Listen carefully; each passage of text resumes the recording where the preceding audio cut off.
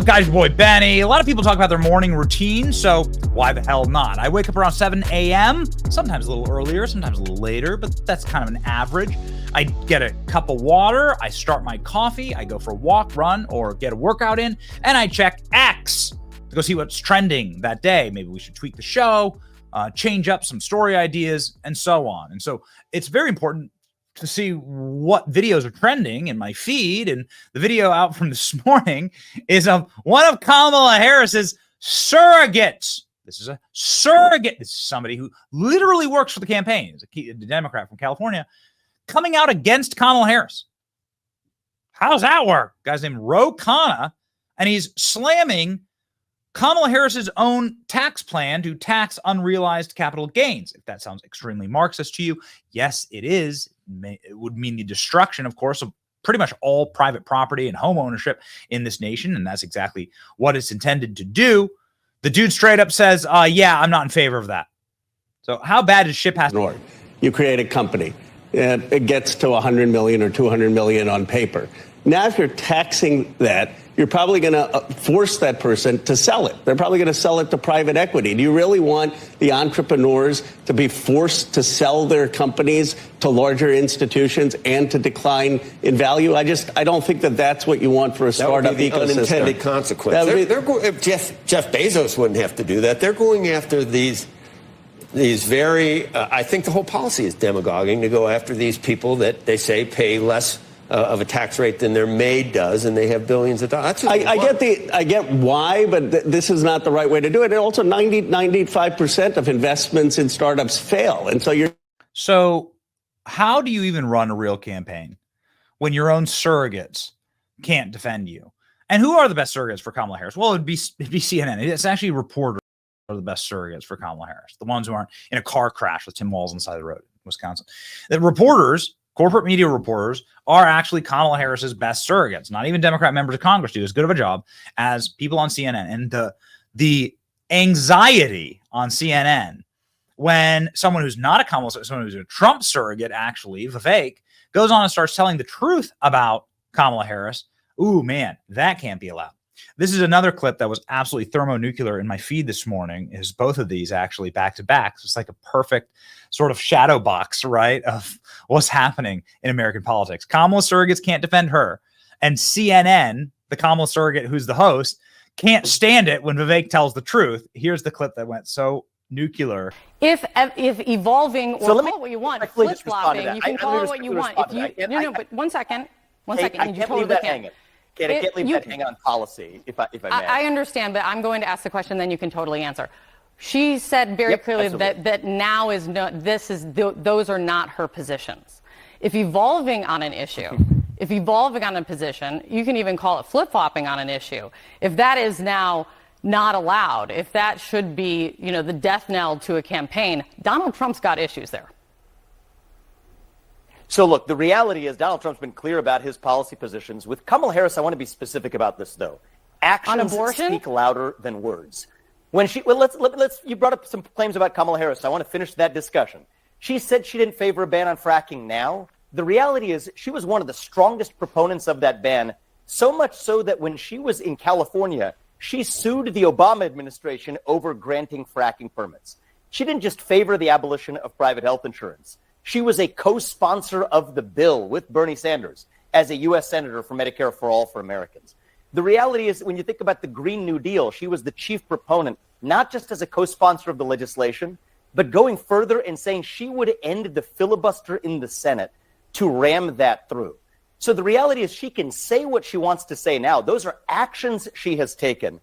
Is someone allowed to evolve? Of course they are. But she deserves to explain exactly why she's changed those positions, exactly what her position is. If it's not a ban on fracking, what exactly is it? What exactly is her health care plan if she no longer favors abolishing private health insurance, which just 4 short years ago when she ran for president, she did? And that's the kind of scrutiny that's been missing. I think Donald Trump has received plenty of scrutiny, and I give credit to him for sitting for hostile interviews that Kamala Harris has not. But the American people and the American electorate deserve a rich policy debate that they have not had with Kamala. And it gets to be, I guess it will be for the voters to decide.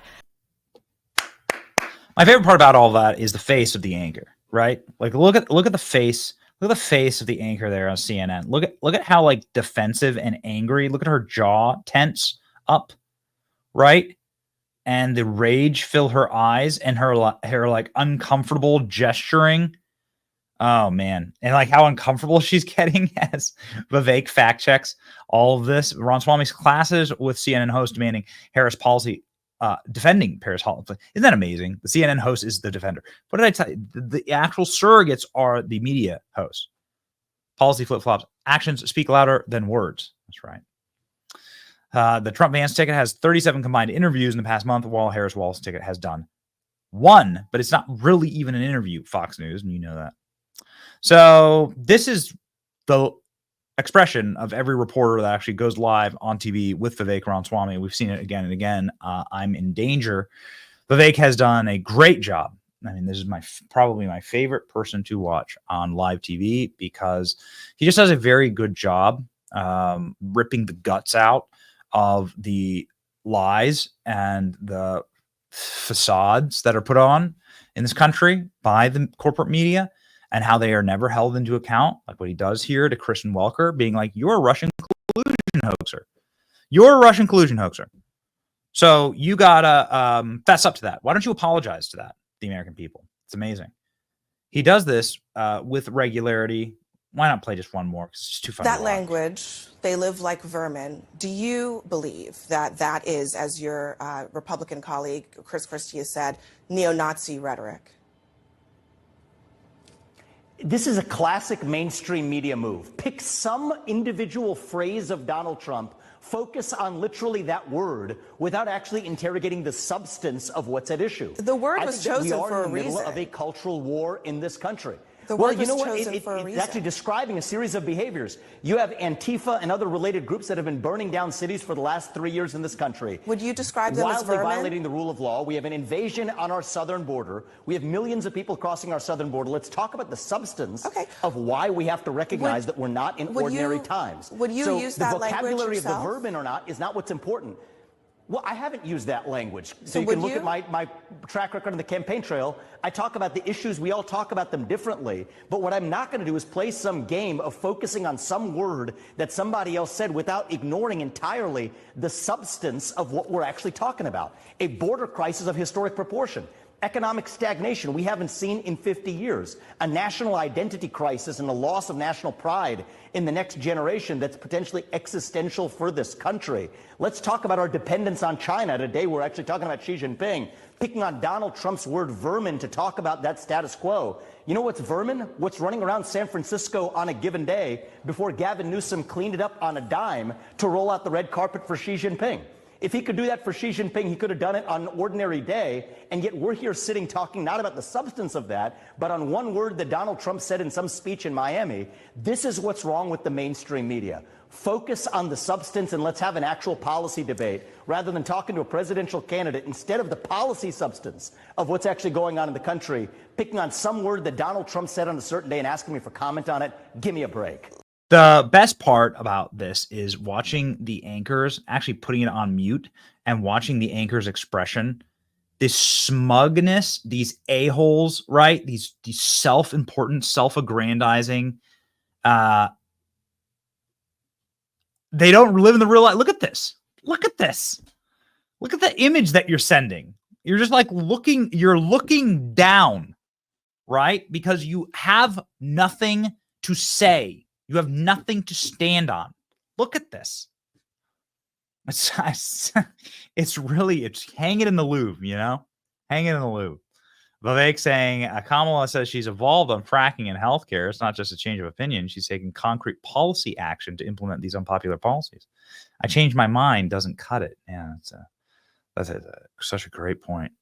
So let's go to finally my favorite series here of Vivek directly calling people out to their faces. To Fredo, after getting canned by CNN on News Nation, Fredo getting totally BTFO owned by Vivek. Just an all-timer, just for fun. Come on, here you go. Ramaswamy, why do you keep going at Nikki Haley? Why do you think this is going to bear fruit? Chris, I don't know what you've been smoking, man. You and the rest of the mainstream media. It's laughable. Nikki Haley's been going after me the whole campaign. First debate, second debate. You know, she's been trailing me for much of the time, but I realize the establishment media has realized that there's a puppet they want to put up. I'm not playing that game. The grassroots of this country know they want a leader who isn't going to send us, our sons and daughters, to go die in foreign wars that racked up $7 trillion in debt. Dick Cheney 2.0 is taking over the GOP. Problem is the Democratic establishment media is now rooting for war, too. I'm the only candidate speaking for a true America First agenda on that debate stage, and I think we're going to be successful. Vivek, how are you going to bring people together when you just put together a tapestry of conspiracies?